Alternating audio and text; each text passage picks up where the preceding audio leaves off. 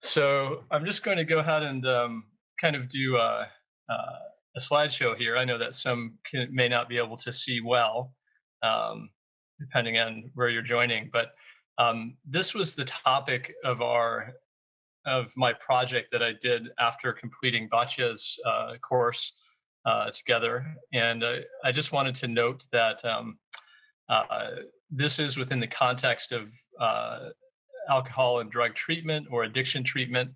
And I would begin by saying that this is one of those big points within the mass neurotic triad or an existential vacuum. So Dr. Viktor Frankl believed that individuals could tap into a sense of freedom or responsibility or life purpose. And then they would no longer need that solution, whatever solution they were seeking outside of themselves. And our Recovery Camino project was really an attempt to integrate best practices in recovery counseling, movement therapy, and 12-step group therapy, and combine that with logotherapy.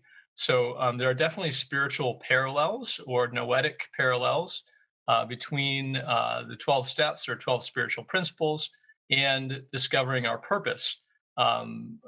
Valiant, who did the Harvard study, the longitudinal study with many people, uh, discovered that, and he was actually on the board of a global recovery community and did a lot with purpose work and 12 steps and 12 principles.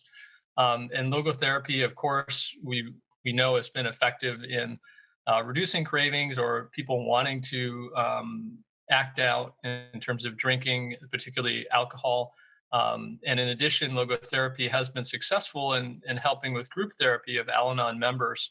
So there's some empirical evidence behind the success of logotherapy. And of course, a lot of empirical evidence behind using the therapeutic factors that Yalom developed towards working towards self-transcendence and connecting with others in a group. So what did we do? So before I get into some of the theoretical connections, I just want to share. We took a group of eight, an 8-week long training program and a 3-week long pilgrimage in the Camino de Santiago. And these individuals were people in recovery, various stages of recovery. But basically, we explored this concept of pilgrimage um, as as part of our recovery. And the goal was to synthesize.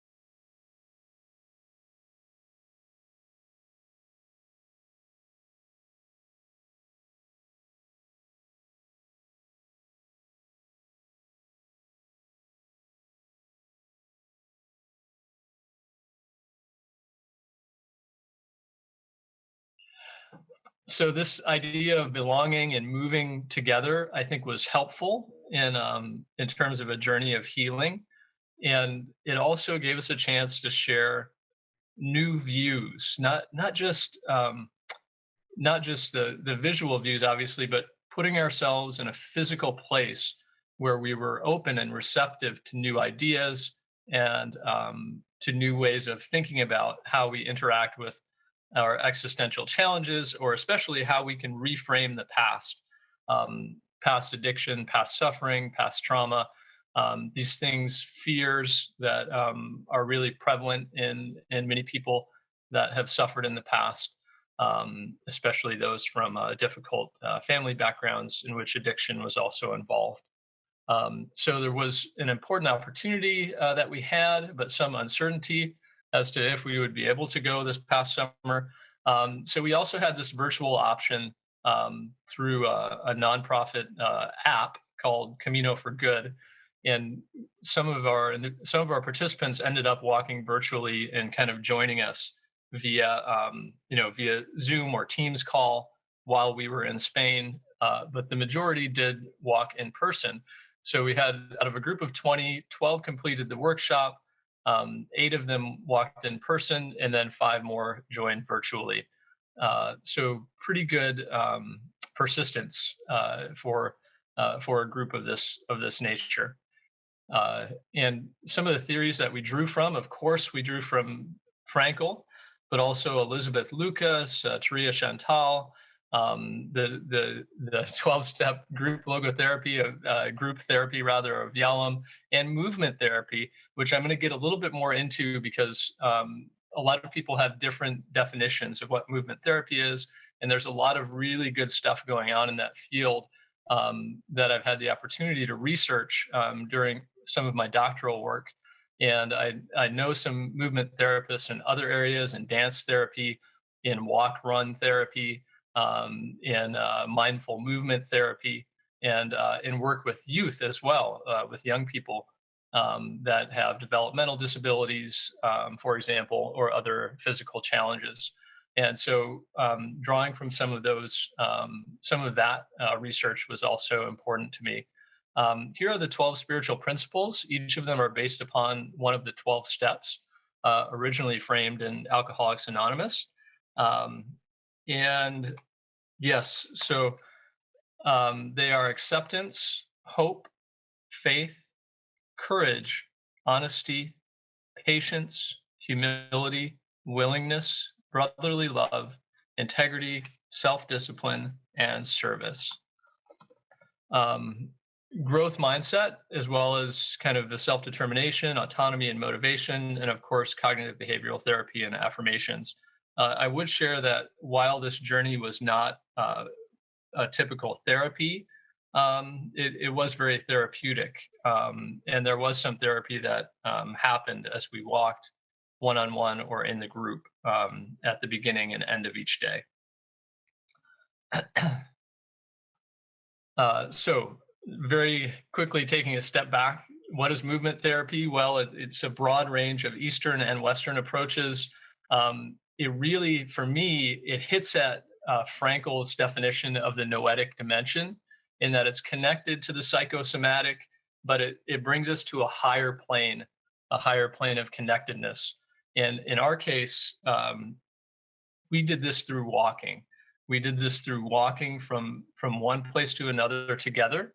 And we did have some qigong sessions in the morning where we did a little bit of warm-up movements together, connecting to our breath and connecting to our intention for that day. And so here are some, just to share some examples of research-based movement therapy. These are therapies that have empirical evidence behind them, including in the field of psychology and neuroscience and PT, physical therapy, or body work. Dance movement therapy is probably the most well documented in the West, and how movement therapy sort of began as a concept. But then more currently, walk run therapy, mindful movement, rolfing, awareness through movement, and the Alexander technique have also kind of come into practice. And then, of course, the Eastern traditions of Qigong and Tai Chi, people have noticed restorative effects of those, but only recently has neuroscience caught up with some of the reasons why it's so effective. And of course, yes, occupational therapy as well. So some of the benefits you can see at the bottom, the main one that that was important for me in this group was our sense of interconnection, was building that community, and then also coming more fully into touch with inner sensations, how our resentments or our fears may pop up physically, how we may be holding something back that's really affecting us spiritually, affecting our noetic dimension. And then how can we share that, or how can we express that and come into better contact, better dialogue with our conscience through that process. So like I said, we began the day by noticing how we're feeling. We paused as we walked, and we also had that therapeutic effect of moving towards a common goal together. There's something, and this has been noted in walk and talk therapy by psychotherapists who do that. There's something so elemental about moving together in our human nature, and we are constantly moving. In fact, the whole cosmos is constantly moving, and the energy inside our bodies, the quarks, the things that make up our atomic structure, are constantly moving. So to integrate movement into this work is, I think, really beneficial. And drawing those parallels for people is helpful when on pilgrimage, especially. So here are a few example activities that we did, just to give you an idea of what our time together looked like during this recovery Camino process. Um, we chose to look for our freedom in the place between the stimulus, or what's happening in our life, and the response, what we can do. So we find the freedom of choice through this. We have to find the space to seek the dialogue with our conscience, which means pausing and listening, taking time to listen to our body, mind, spirit, but also to remove that veil of forgetfulness, the Greek word for truth. um, so the idea is that already inside of us is this inner knowing, that if we clear away the wreckage of our past, whether that be an addiction, or whether that be something that's on our conscience that we are doing that is not in alignment with our conscience and our values, then we are free to have that dialogue. We're free to live the way that we want to live, and that incredible burden is lifted from us. So this is just one example of an activity that we did. I think Batya has seen it before. This is a cathedral, but you can imagine in your mind looking at a cathedral either from far away, from close up at one of the doors, or from inside the cathedral. And each group member were given just one card. This happens to be the cathedral in Santiago de Compostela in Spain. But in any event, what you see and what you experience is very different, even though it's the same cathedral. Your life and what you've went through gives you a unique perspective. And only when you put it together with other members of the group can you get the full picture. Can you really describe the cathedral and all that it is? And then you move forward together with others. And that was just an example of a team building activity that we did. One of the ideas that we constantly discussed was that we might have expectations. Those are perhaps symbols of what we're working towards, or what our soul is calling us towards, what we want to be. But then we also have what pilgrimage actually is. And this is very true for a lot of people that join on pilgrimage, because they may have never traveled outside the country, never been in a situation where they are completely susceptible to others and dependent on others. So it's really a soul searching, an investigation. And the attitude was that we encouraged was, I'm open, I'm here to learn, I'm here to grow, rather than this is what I expect pilgrimage to be, or this is what I expect my recovery journey to be like. This is how I need to go about healing, right? And if we're open to those messages from others that we encounter, other pilgrims on our trail,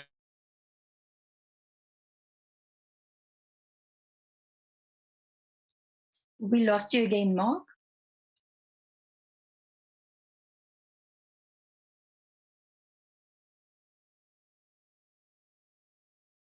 and life. On this slide, I was just saying that the dialogue with conscience is more open, that we're able to see everything open to us and every option in our lives.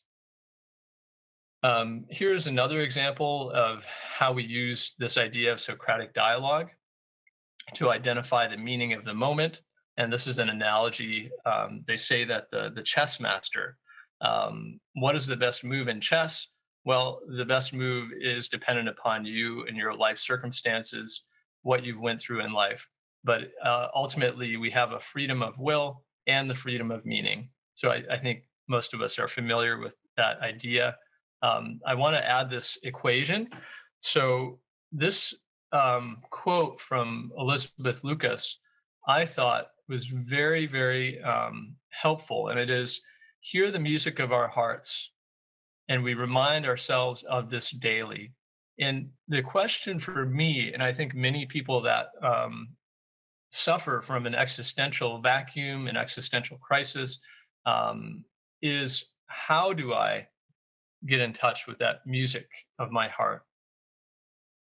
So the idea is that through pilgrimage and through movement therapy, um, through moving together towards a goal of recovery, you can be in touch with that music of your heart, that pace, because you're forced to move at a different pace that is only dependent upon your walking. You pause to eat, you pause to sleep, but everything else, all the extraneous stuff, is cleared away. Um, so you're able to really recognize this equation: compassion plus courage equals growth. So our courage is to face that healthy tension that exists between who we are right now and what we're called to be, what life is calling us to be. And the compassion is noticing what our pace is capable of and where we are with ourselves and with the group or the people that we're traveling with. We know that we're going to make mistakes. We know that we're going to suffer setbacks and we're going to keep relearning lessons. We know that we may even have difficulties in relationships, whether that be in our regular life or in the small group of pilgrims that we're walking with at the moment.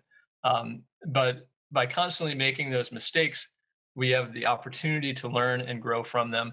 And that is part of the 12-step methodology as well. So this is just a few of us walking and some wonderful messages, some encouragement from the local community.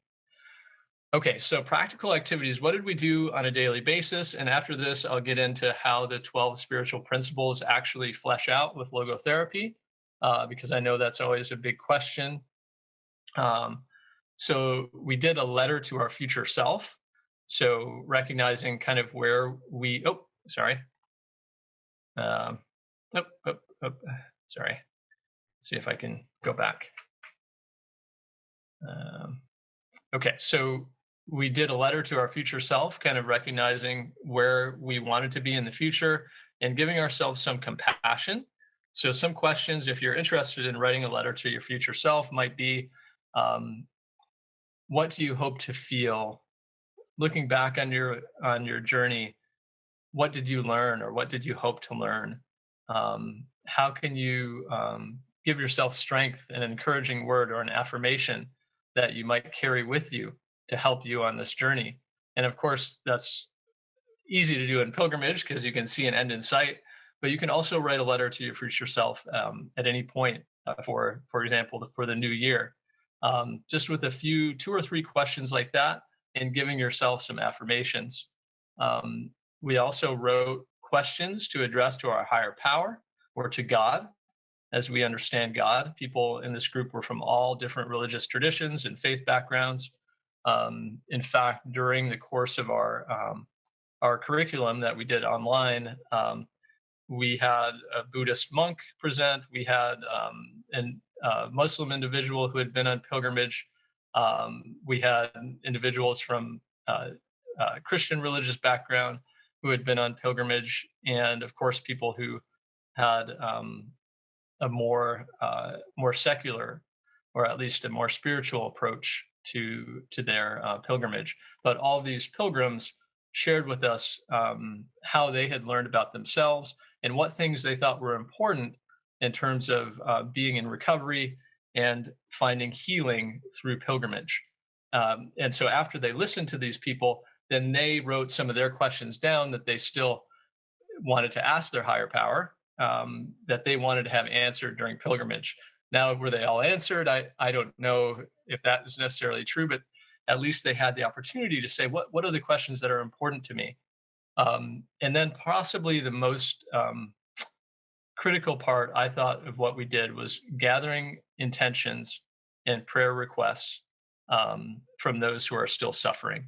So this idea, I think we can do um, with people that we're working with or ourselves as we travel is think about what is the ultimate way that I can use this pilgrimage or this walk to help another? And that is, I guess, by being cognizant, by um, being aware of what others need, and kind of recognizing my role in that, and also how fortunate I am to be in the place that I am, to be walking on pilgrimage, to be doing this work, to be in a phase of my life where I'm able to heal.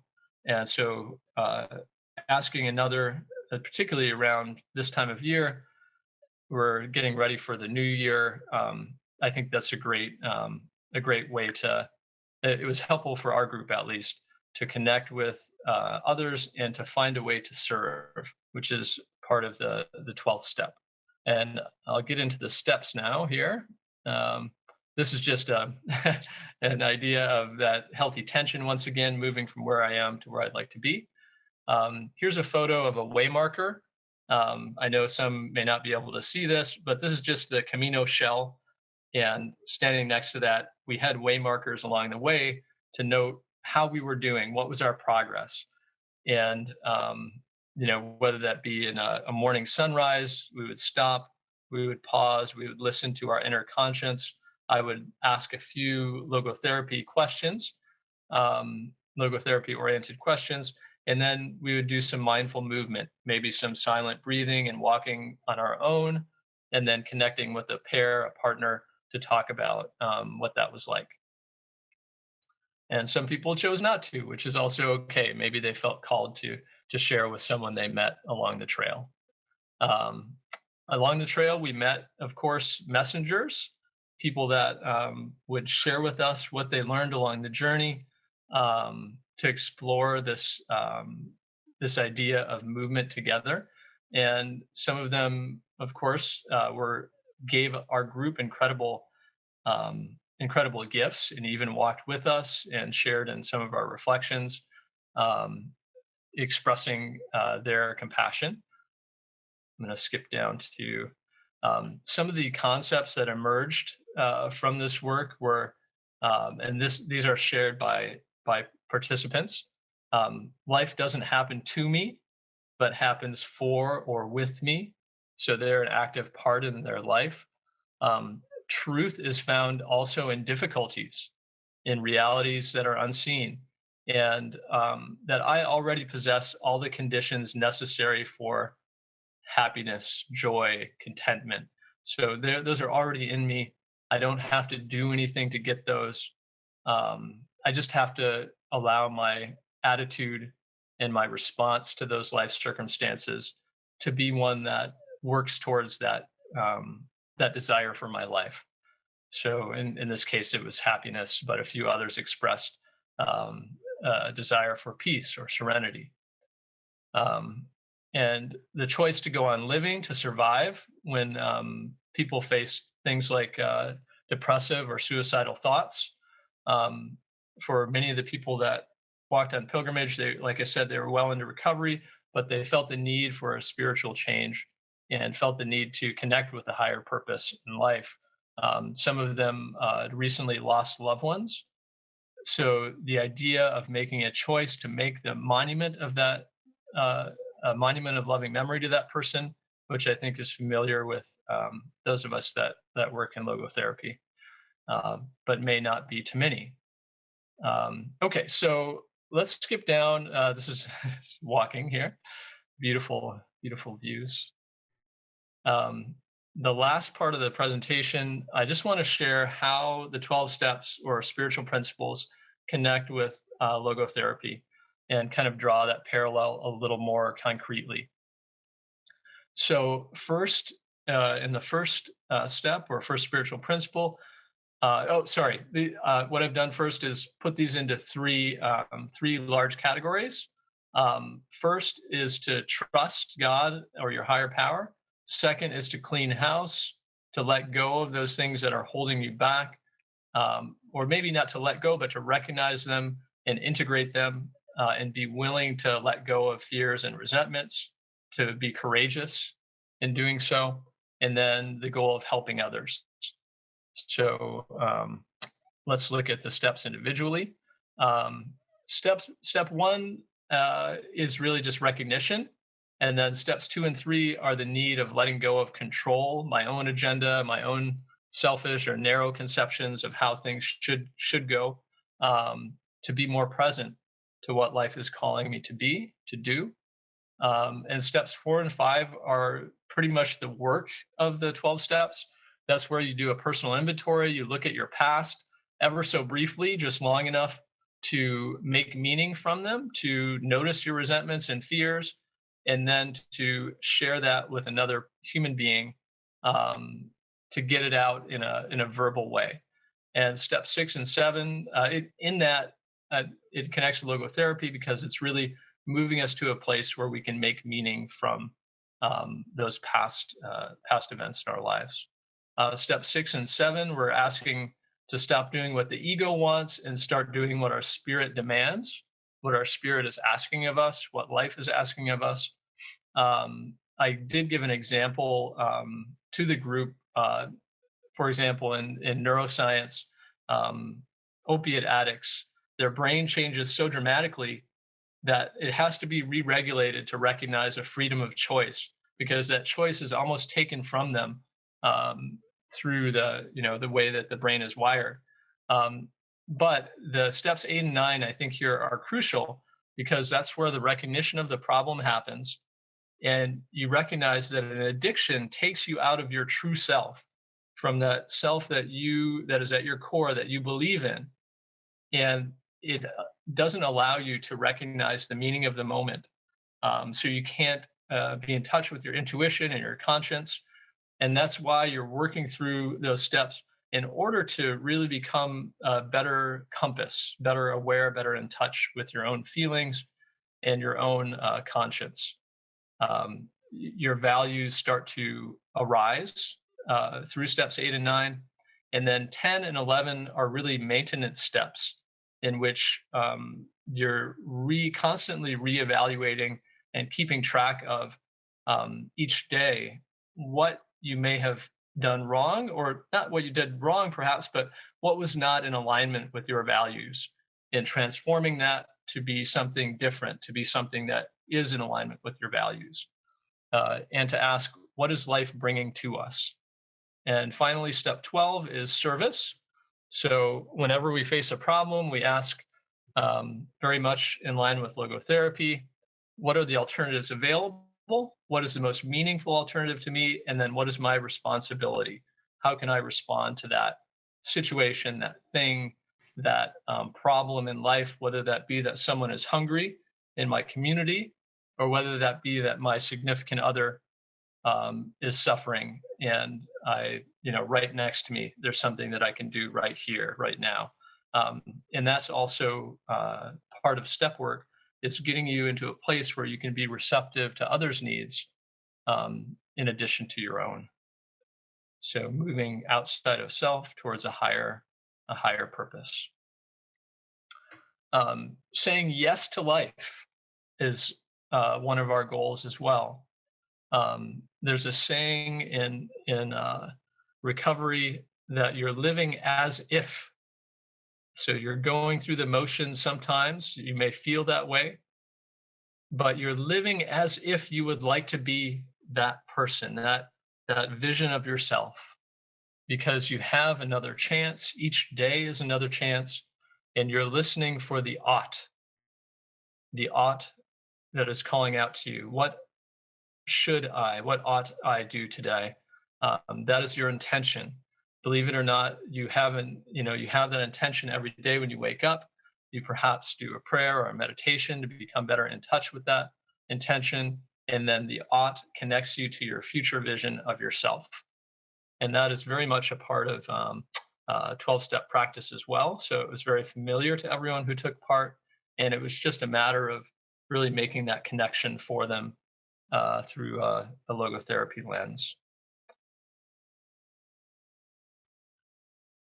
Okay, and then finally, suffering is of course a part of life, but it's also a part of growth. So I think that recognition, on pilgrimage especially, that we're going to suffer, there's going to be difficulties on the trail. You're going to face injury, you're going to face hunger, tiredness, you're going to get lost, well, at least a little lost, but that suffering is in fact a call to connection, because you have to ask for help. You have to be willing to share your vulnerability and to get out of it. And everyone relies on one another to heal that wound, to feed or offer water to a pilgrim that has run out. And your deficit, or your perceived deficit, allows others to be of service, right? So your vulnerability is part of the courageous, defiant spirit, which may have an impact on others just by being willing to share your suffering, sharing your experience, strength, and hope that comes as a result. And that is pretty much the end of what I wanted to share. In a nutshell, our attitude, our actions and responses, and our expectations are all things that we focused on. And the attitude is just this idea of expressing gratitude, love, and hope. Our actions are a result of that healthy tension, that combination of courage and compassion for ourselves. And then the expectations, moving from a place of me-centered to a place of other-centered. So thanks so much, everyone. And at this point, you should be able to hear, if I can hear you, hopefully, we can have a little bit more of a dialogue for the last 15 or 20 minutes. And of course, you can also type something in the chat box. And I would welcome everyone.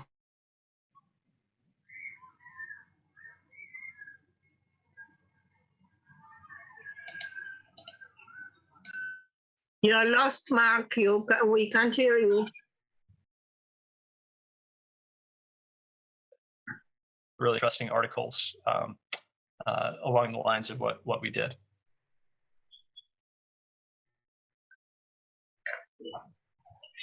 Wow, Mark, thank you. I wonder if there is anything at all to add.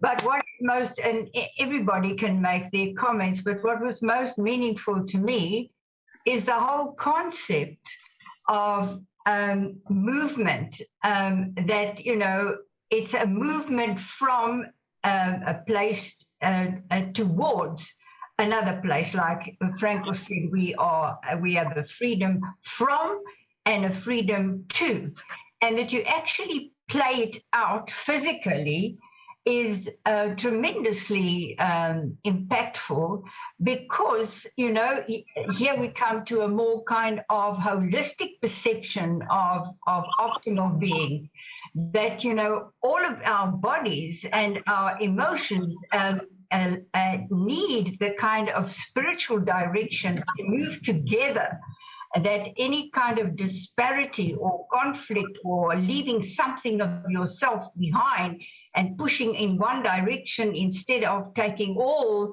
of who you are together into that future that you feel, and you become receptive to the fact that it is a calling to move forward towards. And the most powerful thing that you said was moving towards a common goal together. In fact, that is what Frankl meant. That if humanity is not to destroy itself, it will have to find a common will to common meaning. So this is what you actually played out in this pilgrimage, and it's fantastic. I can only commend you and say it's wonderful, and it really provokes every single kind of meaning, insight through that whole process. So thank you very much. That was just wonderful. I would like to actually just put you in contact. I'll email you with Classy Vessels, who did one of our previous trainers. that is doing the same thing but using school children just before they enter university to go on a trip in the Himalayas, which it's a trip that's got its real challenges, challenges to overcome, and bring them in contact with a completely different culture of the Tibetan monks. So it's a loosening of all of these awarenesses that we should become very conscious of in our own life's journey. I think the two of you will have a lot to talk about. So thank you very much. Thank you. Yeah, I hope that is a process that will continue. We do plan to take another Recovery Camino group this coming summer. And I would like it to be something where it can also continue to take place online. My field is educational psychology, so I'm particularly interested in how this might be applied to situations like that with youth transitions, youth who have suffered some trauma, whether it be addiction or another trauma, and are looking for ways to see their future in a different way.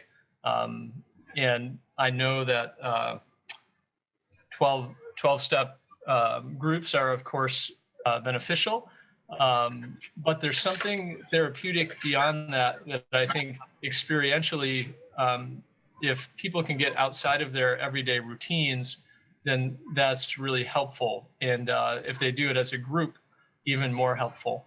One of the links that I shared in the resources page is this this gentleman named Dan McGann out of Canada. He's a clinical therapist, and he does group therapy with youth in recovery and who especially have suicidality and suffer from anxiety and depression.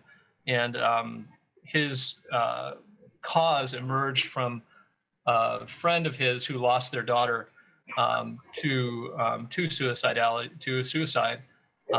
And the team, they named it Team Unbreakable, and they do walk-run therapy. So they move together and they work towards a 5K or some distance at the end. But every couple times a week they meet, they move together. Dan does group therapy with them, and then they walk together.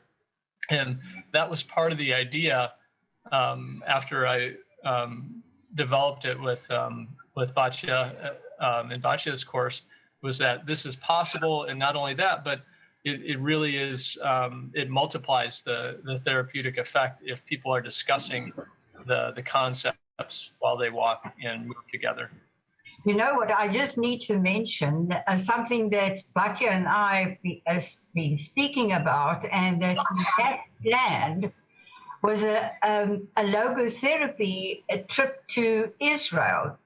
Now, my son does this type of thing. He calls himself the running tour guide. The profound effect of bringing people to a place of destination, a Mecca in the Jewish sense of the word, to Israel, and to experience the history of a people with a destination that is actually called to be that kind of a thrust of leadership in the world, is very exciting. So you must start thinking of joining us and joining forces in bringing this kind of, when the coronavirus is over, that's to say, because it should be an actual walking of the land to the places of extremely magnificent spiritual importance. So that's something for you for the future, Mark. Yes, I will definitely connect with him. That's wonderful. Yeah, I must mention that we already did that with Syria's son on 2015. and it was incredible. It was just incredible with some participants from abroad after the conference, the international conference. And Teria, lately I'm connected with Cynthia, and we have mentioned it because it's a dream she never forgot. We are waiting for the coronavirus to be over, but it's still in a state of dream to repeat it. So, yeah, and Sam, Teria's son, is incredible in doing that. And he's combining it really with running now, but it's incredible. It's really incredible. Oh, that's great. Yeah. I think maybe in a sense, it doesn't really matter what the movement is, so long as you're moving with an intention and an awareness and a desire to connect with the spirit.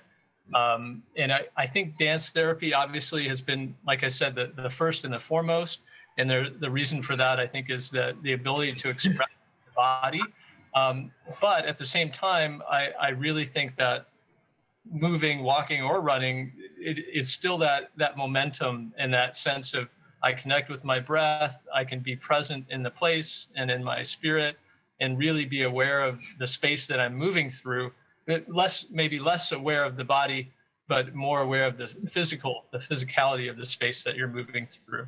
Mm-hmm. Sorry that I'm commenting so much, but I'm very inspired with the idea of what Frankl called the healing of the soul and the saving of the soul. The healing, of course, is to be found in all of these things that we do personally and discovering the meanings of our own lives. But what makes this kind of physical move through Israel so exciting is that it connects us to the history of mankind and moves it to an ultimate direction. As you know, then we think of logotherapy in a more universalistic sense of how do you bring nations together? How do you bring participants from different nations to come together around what they then discover is a real here and now direction in this world in terms of changing it towards that destination that has been spelt out in the story of Israel. So in the biblical narrative, that is the kind of saving of the soul. You know, it's going beyond the personal meanings, even little communal meanings or little group meanings, into a very inspiring universal context. Yeah. I like that idea, and something comes to mind that I've heard often in in terms of ecological thinking, that we cannot save ourselves, right? There's this idea that, this is all about me, and if I work out my own spiritual salvation, then that's all good. But really, what Viktor Frankl and what logotherapy and what I think recovery work is all about is how do we save ourselves together? If I save myself, that doesn't do me much good in terms of my capacity or moral good, how I feel, my connection with conscience and the good that I'm doing in the world. But if I save myself with a group of people and I feel like I'm part of that group, then we're actively changing the world together. And that is much more inspiring and spiritually fulfilling than something that is built self-interest. Exactly.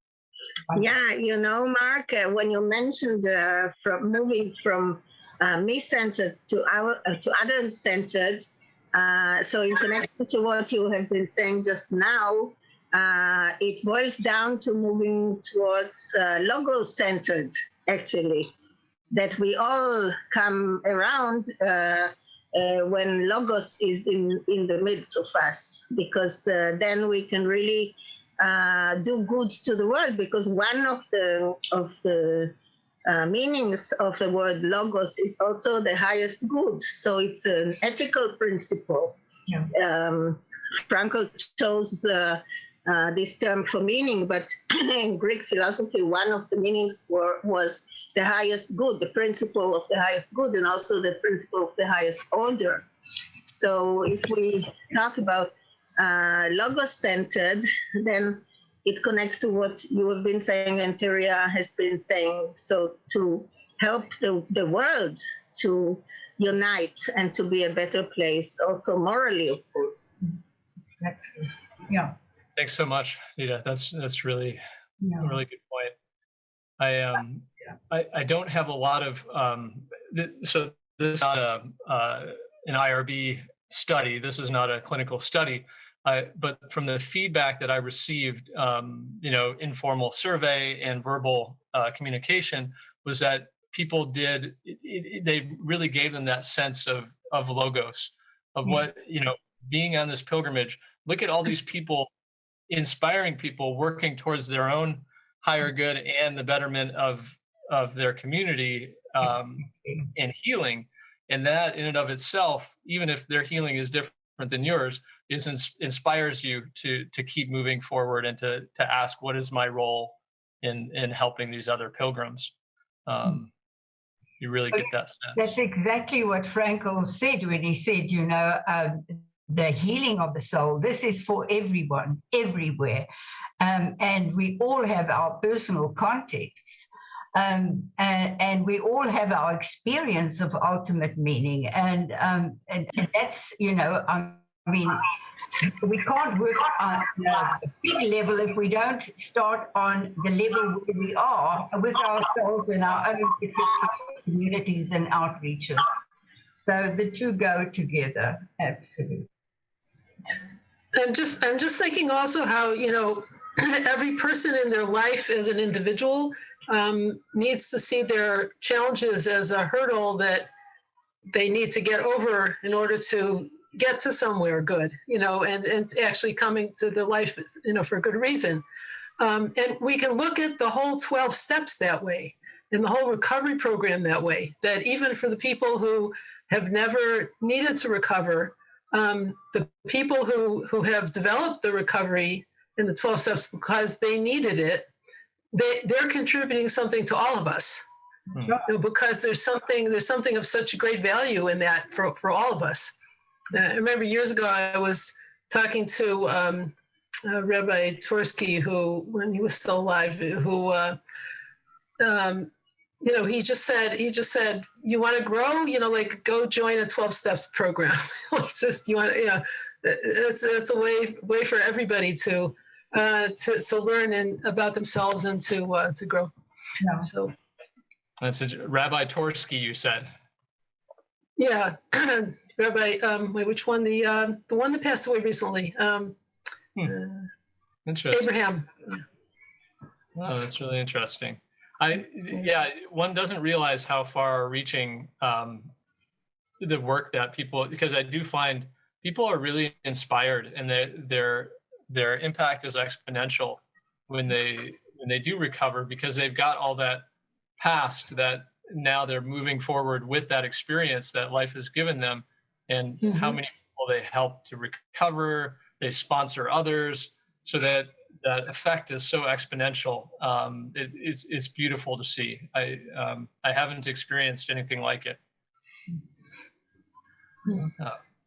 I would also add that, in our community, that sense of connection and people that we work with, and obviously whatever I hear from all of you is something that is going to be shared with the effects. Any successes are shared with many others. So that's why I think this community is so helpful. I would also mention, I didn't mention this before, but I have been on Insight Timer, friends that join from there in the recovery community, or people that just seek out movement therapy, every Wednesday morning our time, which is afternoon for most of you. We have a qigong session and a mindful movement session that's focused on one of the spiritual principles, and that's kind of a way for me to share a little bit of that connection with others. even if it's just for 45 minutes in the morning, we're able to connect, think about a spiritual principle, and come back into touch with the noetic dimension. Right. Wonderful. That's great. Yeah, if you could let us know when that is, just to always keep us informed about it, that'd be great. Sure. I also just want to say thank you very much, Mark. That was very, very interesting and also encouraging. And you said there your perceived deficit helps others to serve you. And I think that's such a powerful statement that you've made, because each one of us have got something in us that bothers us. And in this group, when you feel sustained, it's also bringing back the cathedral idea. Then you come back to this cathedral for this maintenance of people helping you and explaining to you that your perceived deficit is not only a deficit, but it's also, as the poet said, and I said to Teria today, those who only stand and wait, they also serve. So in that way, I think this is awesome, because I find, especially with people as they get older, they feel that they become a burden. And in this way, also maybe walking slowly, if you know what I mean. Those who stand, right. Wonderful. That's a great point. And I think you're right. That's one of those existential vacuums where you somehow fall into the belief that you're not of service to people, you're not serving humanity in any way. And it's just not so, because there's so much that you can through that need. And even as you mentioned, at the end of life, I thank you for sharing that. Well, it's a journey that's so inspirational, really. You just give it a kind of an outward expression to an actual pilgrimage. But it's what Frankel said, we're only at the end of our journey on the last day of our lives. So, whether it's spiritual, it is actually a spiritual journey in the first and the last instance, but that is being expressed in our lives in physical ways. So it never ceases, even when we can't walk anymore. That's right. Okay, Mark, thank you very much. I see it's 7 o'clock, and it was interesting. Hungry a husband. Yes, oh yes, he's waiting downstairs for his supper, so that's it. So thank you, everybody. It was a wonderful evening, and Mark, especially a very great thanks to you, and